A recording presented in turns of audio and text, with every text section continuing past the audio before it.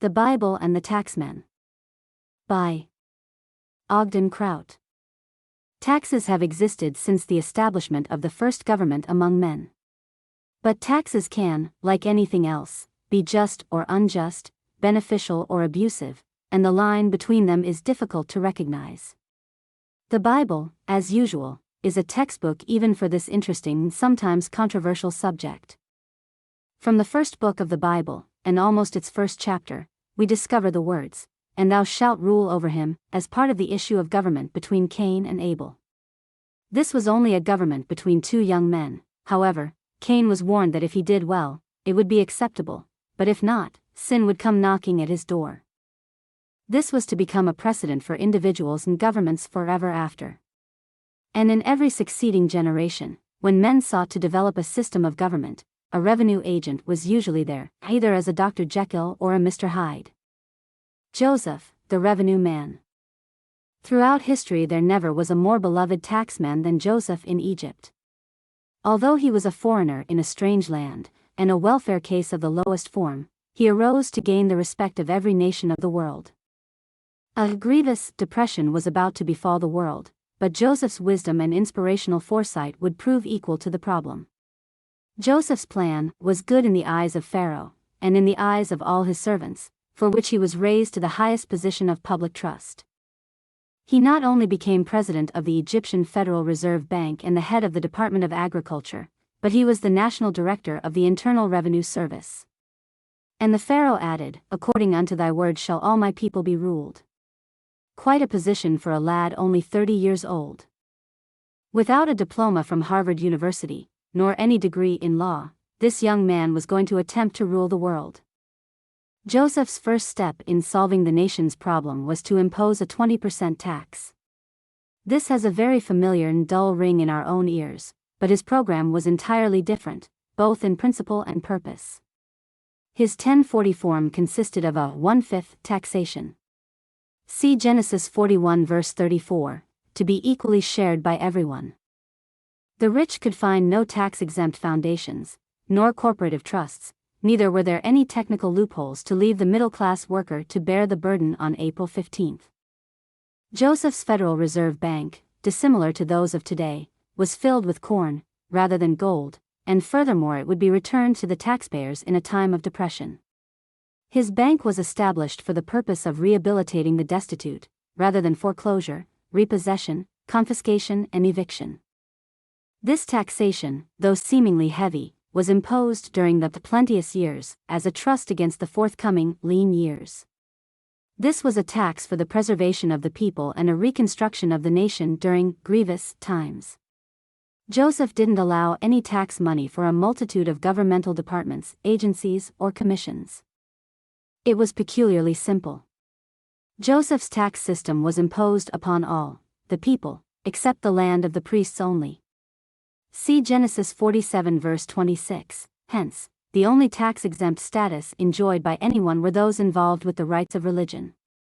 This was a wise and important regulation, for a multitude of reasons too numerous to mention here, but it was to be observed throughout biblical history by good governments and even some that were bad. Finally the years of plenteousness were ended, and the dearth was in all lands. We read that all countries came into Egypt to Joseph for to buy corn, because that the famine was so sore in all lands. See Genesis 41 verse 57, foreign nations were crying for foreign aid. Did Joseph believe in huge giveaway programs? Was the taxpayers' money to be used to fatten the treasuries of aliens?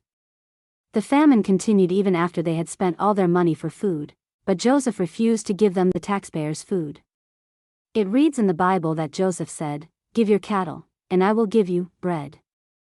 And they brought their cattle unto Joseph, and Joseph gave them bread in exchange for horses, and for the flocks and for the cattle of the herds, and for the asses, and he fed them with bread for all their cattle for that year. Genesis 4 verse 17. But the famine continued.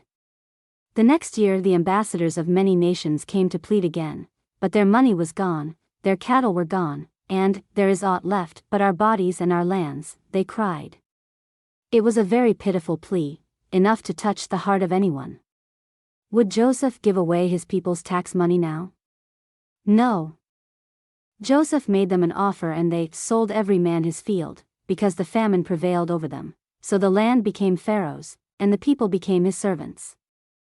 Then Joseph said unto the people, Behold, I have bought you this day and your land for Pharaoh. But the people did not complain, rather they were grateful and replied, Thou hast saved our lives, and we will be Pharaoh's servants.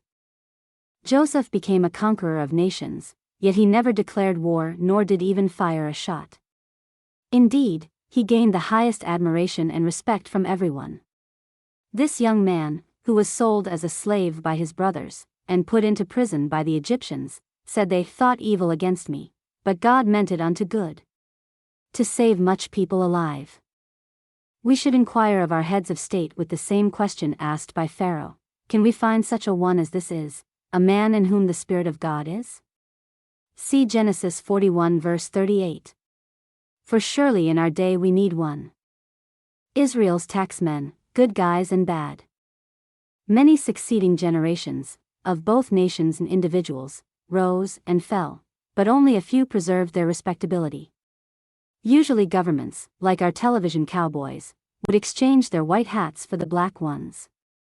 Too often men who acquired great power and riches were still faced with the problem of temptation. Regardless of how numerous their flocks and herds, or the degree of their royalty and riches, they were always tempted to take property and freedom from others. This vicious business of graft and greed was noted by wise old Solomon, who declared that, He that loveth silver shall not be satisfied with silver, nor he that loveth abundance with increase. ECC 5:10. The 12 tribes of Israel were often overtaxed by their own leaders, but after their separation, they became the victims of terrible and oppressive foreign taxes. The misery they suffered, however, was the result of their own frailties. Samuel the prophet religiously led the Israelites in freedom and prosperity until they cried to have a ruler like the other nations. The Lord told Samuel that if they did, they would be rejecting him. Nevertheless, they could have a ruler according to their desire. Samuel warned the Israelites that their new president would levy a 10% tax on their lands and sheep, their sons would become soldiers, their daughters would be servants, and even their asses would be in the king's service. But, in spite of the warning, the people refused to obey the voice of Samuel, and they said, Nay, but we will have a king over us, that we also may be like all the nations.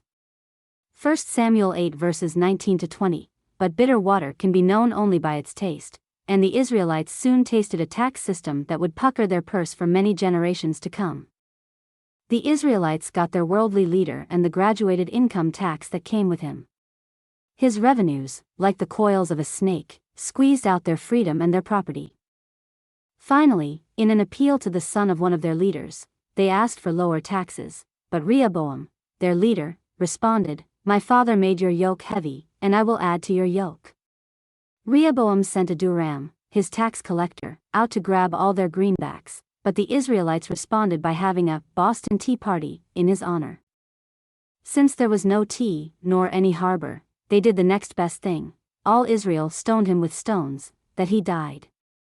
1 Kings 12 verse 18 and 2 Chronicles 10 verse 18, Rehoboam got the message and quickly saddled up and rode off into the sunset. Another rascal soon appeared in the presidential chair named Menahem.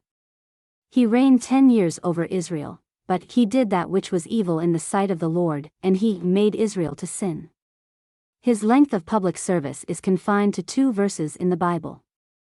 They describe his bribe with the king of Assyria for 1,000 talents of silver, that his hand might be with him to confirm the kingdom in his hand. And Menahem exacted the money of Israel. 2 Kings 15 verses 19-20, for collecting money from his people and buying favors from foreigners, we read that Menahem slept with his fathers, in the local graveyard. Similarly, another scamp named Jehoiakim exacted the silver and the gold of the people of the land, to give it unto Pharaoh. So, he did that which was evil in the sight of the Lord, according to all that his fathers had done. 2 Kings 23 verse 37, the result of giving Israel's tax money to foreigners was that the Lord sent the Chaldeans, Syrians, Moabites, and Ammonites against Judah, and Jehoiakim was buried with his fathers. It was because of these many financial miscarriages that the Israelites incorporated a solemn truth into their sacred writings which read, In the house of the righteous is much treasure, but in the revenues of the wicked is trouble. Pro. 15:6. It was a sorrowful lesson that Israelites would learn over and over again. After the unity among the tribes of Israel became dissolved, the Israelites were subject to many foreign taxes. The Assyrians were quick to tax Judah and Israel, Kings 16:8, and later Judah made the foolish mistake of displaying their wealth to an envoy from Babylon. The Lord's warning had been that they would see it carried into Babylon and nothing shall be left. 2 Kings 20 verses 14-17, sure enough they did. Judah's taxes evolved to become an excruciating purse pain, and they wailed, "We have borrowed money for the king's tribute from our lands and vineyards." But an evil tax collector knows neither mercy nor repentance. Their philosophy is that a little tax is good, so a lot of tax should be better. The poor Judeans suffered not only debt from taxation, but they mourned, "We bring into bondage our sons and our daughters to be servants, neither is it in our power to redeem them." Nehemiah 5 verse 5. How amazing that our tax system today could be patterned after an antiquated system nearly 3,000 years old. How did Nehemiah, the ancient prophet of God, handle this aggravating situation? When he heard the howls of these agonized victims of financial oppression, he said, "I rebuked the nobles, and the rulers, and said unto them, Ye exact usury, and I set a great assembly against them." Nehemiah 5 verses 3-7, the old prophet was a tax fighter. Sometimes the tables were turned. When the wise old Solomon became king, he conquered other nations, and appointed a tribute from his captives for the construction of the temple and a wall around Jerusalem. The contributors were the Amorites, Hittites, Perizzites, Hivites, and Jebusites, which were not of the children of Israel. 1 Kings 9 verses 20-21, 2 Chronicles 17 verse 11, this was a system of taxation that should have been preserved. When any nation made war on another nation and lost, they would have to pay taxes. That would make every warlike people think twice about formulating any wars, because if they lost they would become slaves or servants. If such a tax program would have been implemented after World War I, there would have been no World War II, and certainly everyone would have been pleased for that peaceful condition. This tax practice also existed in the days of Joshua, for it was written that Canaanites dwell among the Ephraimites unto this day, and serve under tribute. Josh 17:25. It was known to exist even in the days of Christ, for when Jesus asked Peter, "Of whom do the kings of the earth take custom or tribute, of their own children, or of strangers?" Peter answered and saith unto him, "Of strangers." 17:25-26. The Lord once warned the revenue agents that, "Your treading is upon the poor, and ye take from him burdens of wheat," so he promised them that their houses built of hewn stone would be desolate, and "Ye have planted pleasant vineyards, but ye shall not drink wine of them." Amos 5 verse 11, then again, reminding them that taxes were not to be imposed upon the poor, he said, "O ye that swallow up the needy, even to make the poor of the land to fail. I will turn your feasts into mourning and all your songs into lamentation, and the end thereof as a bitter day." Amos 8 verse 4 and 10, these shrewd rulers had accomplished this affliction upon the poor by creating inflation. They made the ephah small, and the shekel great. Amos 8 verse 5, Great Scott. They also had international bankers. We have watched in our own country the international devaluation of the American dollar and rise of the Russian ruble. Daniel, another ancient prophet, warned the people of a king in Persia who would be a raiser of taxes, but God was provoked by this nefarious deed and explained to Daniel that within a few days he shall be destroyed, Dan 11:20, and accordingly the raiser of taxes met his eternal destination. Church and state segregation. Throughout biblical history, priests or ministers of God have usually been tax-exempt. Artaxerxes, king of Persia, once wrote to Ezra the priest and verified this civil law by saying, "Also we certify you, that touching any of the priests and Levites, singers, porters, Nethinims, or ministers of this house of God, it shall not be lawful to impose toil, tribute, or custom, upon them." Ezra 7 verse 24, this restriction was honored by most nations, and when it wasn't, they were overthrown or obliterated.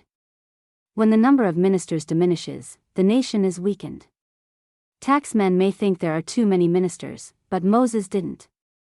He wished that all the Lord's people were prophets, and that the Lord would put his Spirit upon them. Numbers 11 verse 29. However, the state has often ruled over churches, and on occasion, church has governed the government.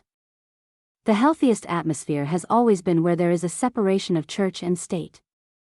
But too often the state has demanded revenue from the church, creating a very perilous risk to the instigators of such usurpation, and to the religious atmosphere of the nation. On the other hand, we have witnessed the barbarity that has often fallen to a people who lived under a government that was totalitarian towards theology. Oftentimes wholesale slaughter has occurred by a church state. It was Jesus who warned that, "The time cometh, that whosoever killeth you will think that he doeth God service." John 16 verse 2, the Bible's weather prophet, Malachi, also forecast a day of burning which was going to burn up the wicked and leave them neither root nor branch. Why would they become ashes under the feet of the righteous? Because they had robbed God. And the Lord explained this by saying, "But ye say, Wherein have we robbed thee? In tithes and offerings." Malachi 3 verse 8, if money given to a church is taken by the state, under any pretense, then the government is robbing the churches of their tithes and offerings. This was the awesome warning and conclusion of the Old Testament. But the ancient prophet Isaiah gives us some hope for the future. More than any other prophet of the Old Testament, he looked to the end of the world and saw that after the destructions came upon it, that a beautiful city in Zion would be built, and then would come a millennial reign of peace and prosperity to the world. When marveling at this beautiful and magnificent condition on earth, he inquired, "Where is the scribe? Where is the receiver?" Isaiah 33 verse 18. He was inferring that in that day there will be no taxman or revenue agents. Christ and the Roman revenues. Caesar Augustus of the Roman Empire and some of our Washington bureaucrats have one thing in common: the foundation of their political pyramid was created by a conglomerate maze of taxes. Caesar became so enthusiastic over taxation that he believed all the world should be taxed. Luke 2 verse 1, in this illusion, he imposed a property tax, an animal tax, a grain tax, a wine tax, a vehicle tax, a road tax, an import and export tax, a salt tax, an income tax, and even an emergency tax. Sound familiar? Furthermore, most of the tax collections went to Rome, their Washington, D.C., where it was doled out by a federal welfare system to the Roman citizens who were too lazy to work. Into this labyrinth of confusion, Christ was born, but he experienced the misery of taxation even before his birth. His pregnant mother was being transported across Judea to Bethlehem for a poll tax, which was really a registration program to make people eligible for taxation. Part of this peculiar regulation required everyone to return to the place of their birth, which created a massive population shuffle. Each person was required to pay a specific amount of money, and a special coin was minted called tribute money. Matt 22:17 and Mark 12 verse 14. Another strange tax imposed by the Romans was the temple tax. This was to be paid by all Jewish males over 20 years of age and was used by both the Romans and the Jews to rebuild the temple at Jerusalem. However, when these two nations went to war with each other in 70 AD, the temple was destroyed, but not the temple tax. The money was merely rerouted to Rome, where it was used to build a Roman temple. Roman tax collectors operated on a rather unusual system which provided for an open-ended commission. Everything collected over the amount of the tax due was pocketed. It was a lucrative business with a 5-year contract, and was always sold to the highest bidder. The local tax man was normally a villain whose object was to overcharge the citizens and underpay the government. Those who became tax collectors were usually despised by everyone and were called publicans. The publican system of taxation was a vicious one, and it often resulted in extortion as hush money, Luke 19 verse 8, and overcharging whenever possible, Luke 13 verse 13. These publicans, or tax collectors, often ransacked homes and businesses, demanding personal or company business files. It was considered the basest of all occupations, and the strong feeling of many Jews as to the absolute unlawfulness of paying tribute at all made matters worse, and, accordingly, the publicans of the New Testament were regarded as traitors and apostates, defiled by their frequent intercourse with the heathen, and willing tools of the oppressor. Smith's Dictionary of the Bible, page 543. Neither did Jesus speak well of these publicans, or revenue agents, for he classed them with harlots, Matt 18:17, and with sinners, Matt 11:19, and with heathen men, Matt 18:17. When the publicans came to Jesus to be baptized, they asked, "What shall we do?" Jesus was quick to reply, "Exact no more than that which is appointed you." Luke 3 verse 13. Then when Jesus composed a parable about the publican and the Pharisee, he described the prayer of the Pharisee as saying, "God, I thank thee, that I am not as other men are, extortioners, unjust, adulterers, or even as this publican." Luke 18 verse 13. Later, as Jesus walked with a multitude of people along the seaside, he saw Levi the son of Alphaeus sitting at the receipt of custom, and he said unto him, "Follow me." And he arose and followed him. Mark 2 verse 14. This was not only an unusual situation but also a critical one, because the scribes and Pharisees could not fathom that a man like Christ would ever be seen eating and drinking with publicans and sinners.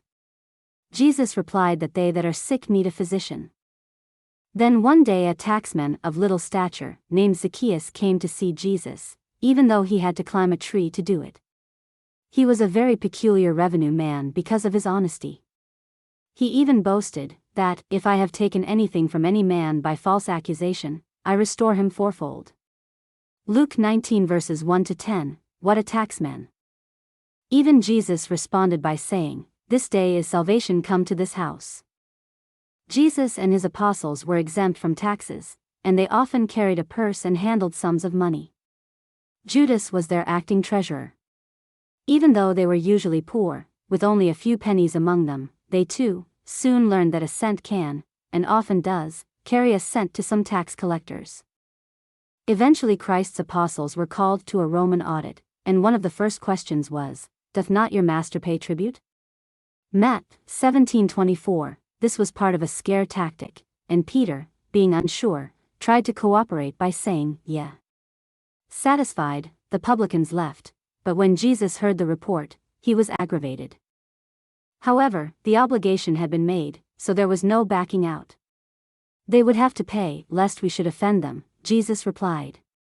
Peter got them into that mess, so he was obligated to bail them out. "Go down to the sea, and cast an hook," Peter was told, "and a fish would feed the money for the tax." Money was found in the mouth of the fish, a very peculiar place for tax money, but sometimes it requires money from many strange places to cough up enough to pay the taxes. The subject of taxes was always an issue with Christ as it is with most other mortals, and it became one of the principal reasons for his final prosecution. The overrighteous Pharisees were jealous of Jesus, and took counsel how they might entangle him in his talk, and to do so they brought some Herodians. Now the Herodians were socially, if not religiously, akin to the Judeans, but their political allegiance was to Rome. They confronted Jesus by asking, "Is it lawful to give tribute unto Caesar or not?" Matt 22:17. If he answered negatively, the Herodians could take him to jail for tax rebellion. From the nature of the question, it is evident that Jesus had previously spoken against the Roman taxation. Neither would they have bothered to bring the Herodians as arresting officers unless they anticipated using them in their plot to trap Jesus. The scriptures inform us that Jesus perceived their wickedness, so he gave them an answer they could not refute: "Render unto Caesar the things that are Caesar's, and unto God the things that are God's." Matt 22:21. This answer provided for and acknowledged the clean separation between church and state. But God and politicians never have had much in common. Caesar's tribute money belonged to the government, and God's tithes and offerings belonged to the church. A church has no right to take tax money, and a government has no right to take tithing money. A church needs no federal support money, and certainly church money is not intended to finance government bureaucracy. If such a condition of mixing religion and politics should ever exist, then the people would have both a moral and legal right to refuse paying taxes and tithes. It is just as wrong for a church to collect money from the government as it is for the government to collect money from a church. The Pharisees were not content with Christ's irrefutable answer, nor were they happy with their failure to convict him. But they persisted in trying to acquire some kind of evidence against him, either religious or political.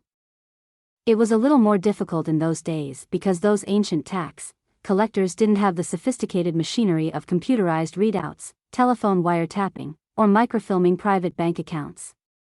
But their devious dedication towards conviction in the courts was just the same. Finally, they were able to conspire with Judas, the dishonest banker, whose sticky fingers had already made too many withdrawals from the church accounts. John 12 verse 6, so for 30 pieces of silver, Judas sold out his best friend. My, how the lust for money can canker men in the highest religious and political offices. So, they somehow managed, as many tax men do, to find an error, or supposed error, even with Jesus Christ. A multitude of officers came to arrest the Prince of Peace, and he responded, "Are ye come out as against a thief with swords and staves for to take me?" And for many centuries ever afar, many other good men would also experience similar arrests and threats by officers brandishing weapons and arms, all for an audit of taxes. To Judge Pontius Pilate they barked, "We found this fellow perverting the nation, and forbidding to give tribute to Caesar." Luke 23 verse 2, they were accusing Christ of being a tax rebel. When Pilate heard their case, he realized he was caught between a rock and a cross. Fortunately, he found a loophole in their legal jurisprudence, so he sent the case to the Supreme Court of Herod, who questioned him in many words, but Jesus answered him nothing. Jesus was taking the Fifth Amendment. The evidence was weak, so Herod sent him back to Pilate's court. Pontius was dismayed, so he questioned Jesus again, "Hearest thou not how many things they witness against thee?" But Jesus answered him never a word. Matt 27:14, however, he did remark to his followers, "If they do these things in the green tree, what shall be done in the dry?" The prospects for things getting better were discouragingly dimmed. The prosecuting attorneys were the best that money could buy, so of course conviction was almost a certainty, thus they managed to get a conviction against Christ. So, in the name of justice, and by the due process of the law, they legally nailed him to the cross. Two professional thieves were hanging on crosses nearby, and one of them retorted, "We receive the due reward of our deeds, but this man hath done nothing amiss." Luke 23 verse 41, it appeared that the thief was the only honest man in the crowd. The conspiracy was culminated in the death of Christ. Those who had a part in throwing the book at Christ did it knowing that it was morally wrong even if they thought they had some legal rights. Paul the Apostle rebuked them later for that crime, wishing they had done it through ignorance, Acts 3 verse 17, but they did it with their eyes wide open. The last living apostle of Christ was John the Beloved, who beheld in vision a great beast who would arise having control over all the earth. Now this beast would represent something that would have total control over the people of the earth, small and great, rich and poor, free and bond, and everyone would receive a number of the beast, and no one could buy or sell without that number. John didn't give a name to that numbering system, nor did he speak favorably of it, but he certainly described the Social Security number and all that follows. In those days will the bulk of all the major prophecies of the Bible be fulfilled. Conclusion. 35 centuries ago Moses wrote, "Proclaim liberty throughout all the land unto all the inhabitants thereof." The founding fathers of our nation also inscribed it on our Liberty Bell, but shortly afterwards the bell suffered a fracture, but it was appropriate because liberty did, too. What freedoms were these ancient and modern men fighting for? What liberty was more precious than life? Think for a moment, it has always been freedom from oppressive governments, foreign or domestic. Free people are happy people, but a people in bondage, physical or financial, are miserable. Taxation can result in both kinds of bondage. No honest soul who loves his liberty will denounce a just or fair tax from which everyone shares in its benefits. Neither would anyone reject a tax that protects their freedom. But conversely, they would totally despise a tax that is wasted or given to aliens, enemies, or used to destroy their freedom. What would be worse than to use taxes to create a big brother beast that would bind a man's family in the chains of financial bondage and debt for many generations? What disgrace and sorrow an honest man suffers when he realizes he pays tribute to the ruination, bondage or destruction of his own nation and his own liberty. For these reasons the good old Bible has clearly said amen to righteous and just taxes, but to hell with the bad ones.